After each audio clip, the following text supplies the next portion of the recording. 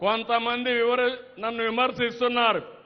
భవిష్యత్తు సుస్థిరంగా ఉండే పాలసీలపైన కూడా దృష్టి పెట్టాను. మీరు కూడా ఆలోచించండి. భవిష్యత్తులో పిల్లలే సంపద. పిల్లలు లేకపోతే నేను మెషిన్ల కోసం పనిచేయాల్సి వస్తుంది. ఈ విషయం కూడా ప్రతి ఒక్క కుటుంబం చర్చించుకోవాల్సిన అవసరం ఉంది. అది మళ్ళీ నేను మాట్లాడతా. దీనిపైన అవగాహన తీసుకొస్తాను. ఆరోగ్యవంతమైన ప్రజలే రాష్ట్రానికి నిజమైన సంపదను నమ్మి అడుగులేస్తున్నాం. మందులు తినచ్చు, అవి కూడా కెమికల్సే. ఆపరేషన్ చేసుకోవచ్చు. బ్రహ్మాండమైన బాడీని దేవుడిస్తే మీరు కట్ చేయించుకుంటున్నారు. అది హార్ట్ కావచ్చు, ఇంకొకటి కావచ్చు, మనమే కట్ చేయించుకునే పరిస్థితికి వస్తున్నాం.